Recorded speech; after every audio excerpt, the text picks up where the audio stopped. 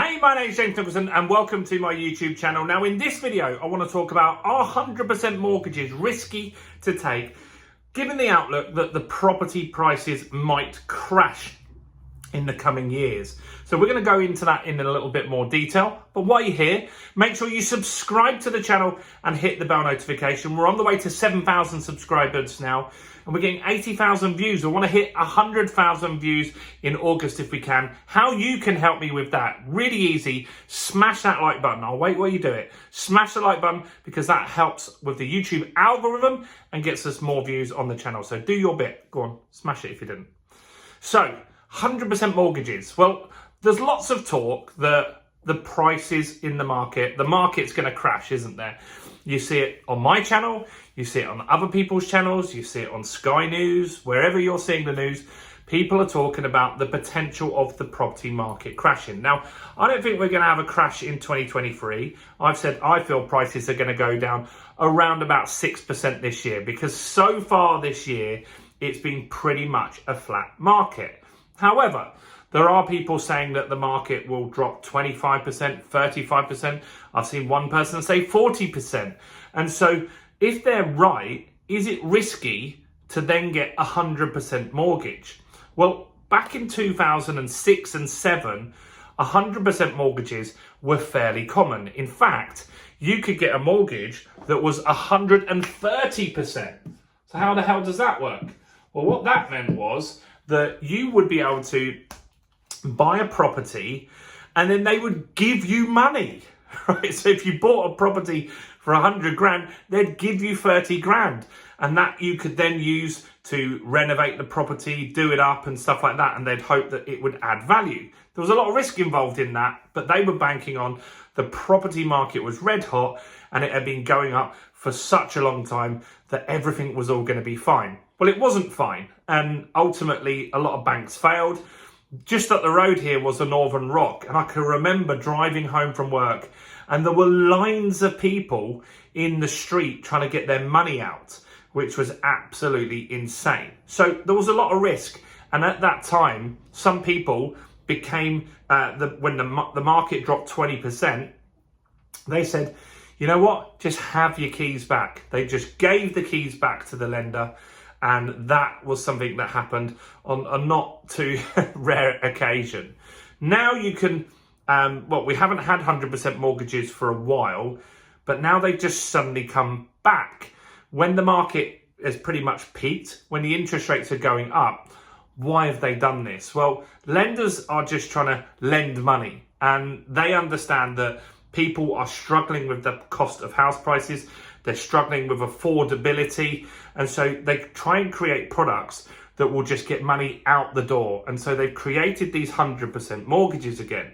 Now, is it a risk to you as a borrower? Yes, it is.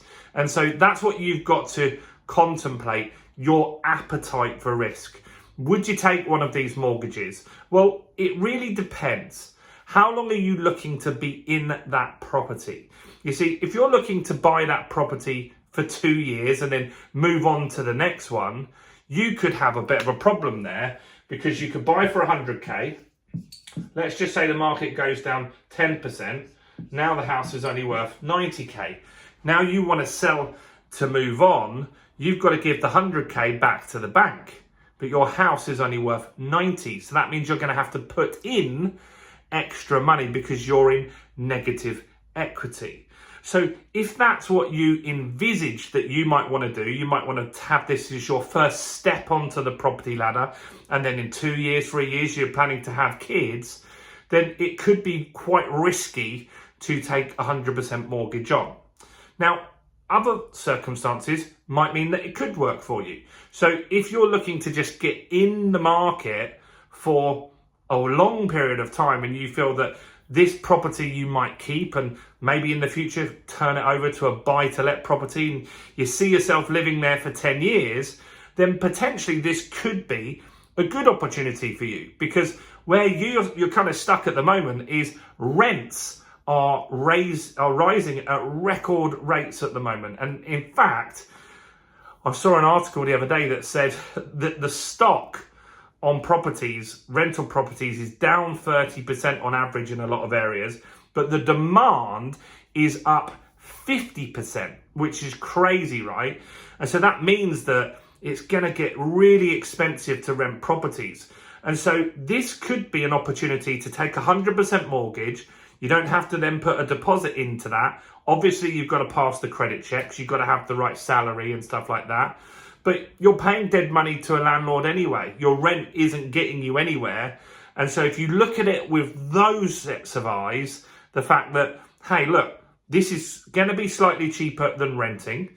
And at the end of the day, any increase in value, and if you're looking to hold for at least 10 years, it's going to go up in value. It might go down temporarily. If you can weather that storm and you're comfortable with that, then this is an opportunity. And so I'd also consider, if you're going into 100% mortgage, do you have a backup plan? So if the market did crash and rates went to 100%, do you have someone that could help you? Are your parents going to be able to help you with payments if you needed that? Or do you have some savings? I don't think you should be doing this if you have zero savings in the bank and you're not likely to get promoted in that time and you've got no one that can help you. I think in that scenario, this will be another no. So what are we saying? Well, what we're saying is that, look, if you're looking to buy a property for a short period of time and it's a step on the ladder, getting a 100% mortgage right now would not be a smart thing because you cannot predict in 2 years what price that would be. Let's just say some people are right and it goes down 30%.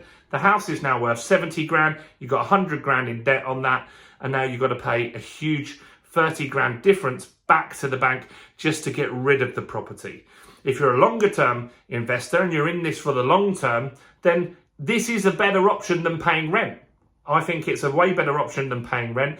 You've got the opportunity for capital appreciation during that time.